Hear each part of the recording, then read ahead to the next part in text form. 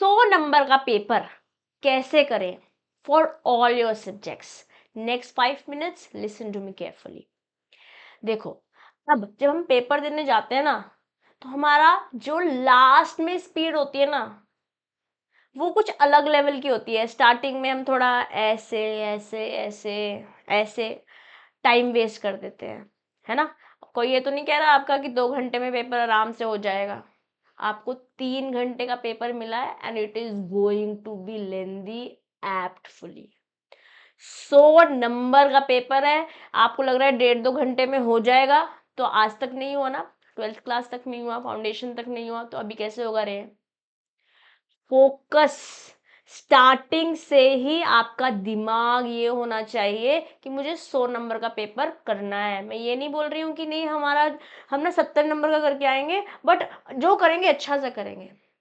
आपका फोकस ये होना चाहिए 100 करेंगे। I am from that category कि पूरा पेपर करने का भैया, ठीक है, क्योंकि फिर डिनोमिनेटर 100 है, 70 नहीं है, और हमारे को इंडिविजुअल मिनिमम 40 चाहिए, और हम 40 फोकस नहीं कर रहे हैं। मिनिमम इंडिविजुअल 40 चाहिए, ओवरऑल 50 चाहिए, तभी पास होंगे। और अगर हम पास होने की सोच रहे हैं तो बेटे पीछे हो सकते हैं। There is a possibility when you aim for moon, actually when you aim for stars you land up in moon. Science तो जानते हैं ना हम।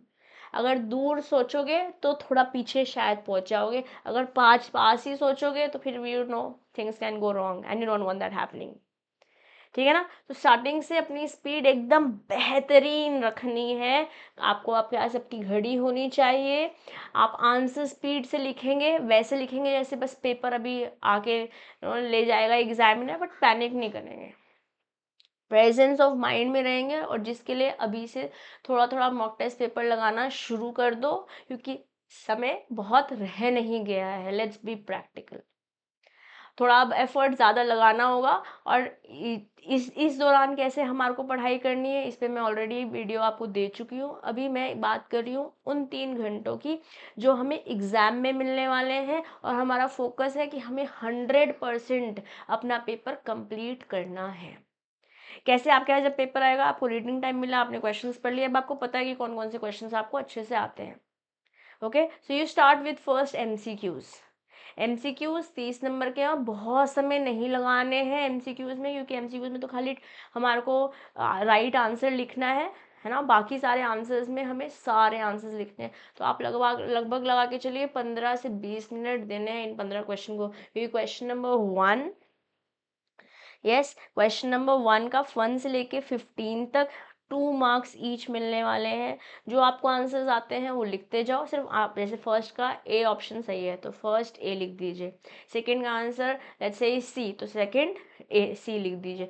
बस लाइन के बीच में गैप्स रखिए ताकि एग्जामिनर रीड कर पाए, कंफ्यूज ना हो। आपने राइट नंबर यहाँ लिख रखा हो और राइट आंसर यहाँ लिख रखा हो। It should work like this. और स्टार्टिंग से फोकस होते हुए प्रिसाइजली आंसर लिखते चले जाएंगे। लेट्स से 5th आंसर मुझे नहीं आता, उसकी स्पेस छोड़ दो, 6 लिखो। फिर इस तरीके से हम वो वाले आंसर्स पहले लिखेंगे जो हमें आते हैं, बट जगह छोड़ते जाएंगे आने वाले आंसर्स के लिए।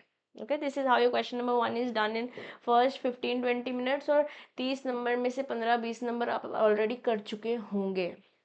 और लेट्स से कोई क्वेश्चन नहीं आते हैं, let's say first question difficult आ जाता है, आपको ज़्यादा एमसीक्यूज नहीं आते, तो पैनिक नहीं होंगे, आगे बढ़ेंगे। क्योंकि मैं ये अपने पर्सनल एक्सपीरियंस से बता रही हूँ। इंटर में आईडीटी का paper in my time back in December 2010 बहुत डिफिकल्ट आया था। मेरे को नहीं समझ आ रहा था कि क्या आंसर लिखने हैं, बट अगर मैं वहीं पर स्टक हो जाती तो मैं ना वो ग्रुप क्लियर करती, ना ही ऑल इंडिया रैंक लेकर आ पाती। ठीक है। तो कभी कभी हम दूसरों की गलतियों से और दूसरों के एक्सपीरियंसेस से भी सीखते हैं। Like you are right now learning from my experience. तो जो आता है उसको करते जाओ और फिर आगे बढ़ो। बहुत समय एक टॉपिक को हमें नहीं देना है। Now from question number 2 till question number 8 हमारे पास टोटल 7 क्वेश्चन हैं। इन 7 में से कोई से 5 क्वेश्चन करने होते हैं। जो भी जनरल ट्रेंड हमें दिख रहा है वो कुछ इस तरीके से है। क्वेश्चन नंबर 2A 2B ये 7 नंबर का है, ये 7 नंबर का है, 8 और 6 का भी दिख सकता है। बेसिकली 14 मार्क्स ईच आपको ये 5 क्वेश्चन दे रहे हैं, जिससे आपको 70 नंबर मिलते हैं। ओके, अब जैसे मान लेते हैं आपने क्वेश्चन नंबर 2 लिखना शुरू किया, जिसका ए आंसर तो आपको आता है बट बी नहीं आता है, लेट्स से समहाउ। तो आप ए पूरा कीजिए और बी के लिए 2-3 पेज छोड़ दीजिए। अब आप मेरे से पूछेंगे मैम अगर पेज बच गया एंड में जब मैं लिखा, तो कोई बात नहीं, कांटा मार देना उस पर, लास्ट में पेंसिल से लाइन ही तो मारनी है, कितनी देर लगेगी, पेन से ऐसे ही तो करना है, ताकि एग्जामिनर को पता हो जब जो आपका आंसर चेक कर रहा है, कॉपी का चेकर को पता हो कि आपने नेक्स्ट पेज पे आंसर लिखा हुआ है। इसलिए कांटा जरूर मार के आना अगर एंड में आंसर नहीं लिख पाओगे तो। अभी जो जो आता रहा है उसको लिखते चले जाओ और स्पेस छोड़ दो उन क्वेश्चन की जो आपको अभी नहीं आते हैं। ठीक है, वापस आएंगे, हमारा एजेंडा ये है कि हम पूरा 100 नंबर का पेपर कर कर आएंगे, बट पहले वो करेंगे जो हमें आता है, ताकि वहां से नंबर तो बटोरते चले जाएं, वहां से नंबर तो स्ट्रांग लेते चले जाएं। और समय का ध्यान रखना है, बहुत बहुत समय एक ही आंसर पे दे देंगे तो पेपर कंप्लीट नहीं होगा। और स्टार्टिंग से ही सुंदर सुंदर लिखने के चक्कर में 5-7 पेन लेने के चक्कर में ऐसा ना हो पेपर छूट जाए। जैसे आप प्रैक्टिस करते आए हो, अगर 2 पेन से प्रैक्टिस करते आए हो तो 2 से ही आंसर लिखेंगे, 1 पेन से प्रैक्टिस करते आए हो तो 1 से ही लिखेंगे, क्योंकि एग्जाम में कुछ जजंतरम मंत्रम नहीं होने वाला। There is no abracadabra happening. जो आप जिससे आप वाकिफ हो, जो आप जिसमें आप तत्पर हो, जो जिसमें आप प्रैक्टिस कर चुके हो, this is what you have to do. Some no nothing new in experiments in the examination. Experiment का टाइम एग्जाम से पहले एग्जाम के बाद नहीं है। ओके, अब आपका पूरा पेपर कंप्लीट हो गया, फुल पेपर जो आपको आता था वो आपने कर लिया है। अब आप उन क्वेश्चंस पर आएंगे जो आपने छोड़े थे।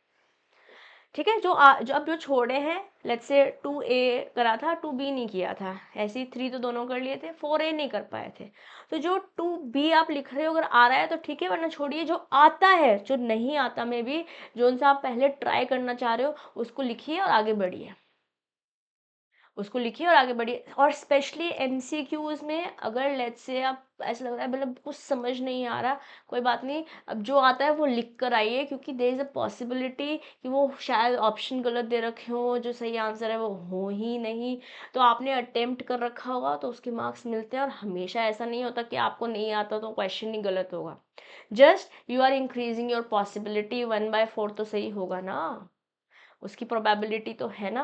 तो एमसीक्यू तो बिल्कुल गलती से भी कोई नहीं छोड़ेंगे, और कोशिश ये करेंगे कि सारा पेपर एंड तक कंप्लीट करके आए। थियोरी में आई नो अगर कोई टॉपिक आता ही नहीं है तो आप क्या करोगे, बट अगर प्रैक्टिकल है तो ट्राई ज़रूर करेंगे, स्टेप के भी तो मार्क्स मिलते ही हैं।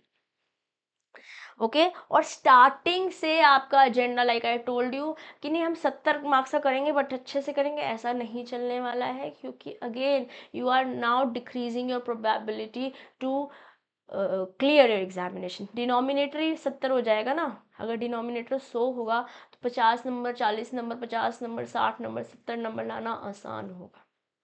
ठीक है, तो फोकस करेंगे एग्जाम टाइम पे, पैनिक नहीं करेंगे। 5-10 मिनट वैसे भी बर्बाद होते हैं, एग्जामिनर आता है, साइन करते हैं, कोई पेंसिल गिर गई, रबड़ गिर गई, something is going to happen, या तो उस सब के लिए हमें रेडी रहना है।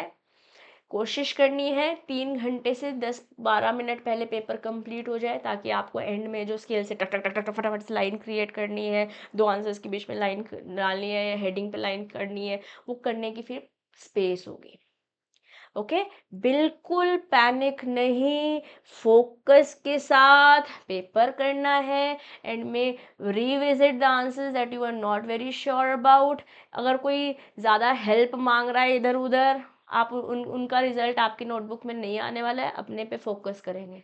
Focus on your answer. If somebody is disturbing you too much, tell them don't do that. Otherwise, I'm going to do what I'm supposed to do. क्योंकि मुझे मेरा पेपर क्लियर करना है।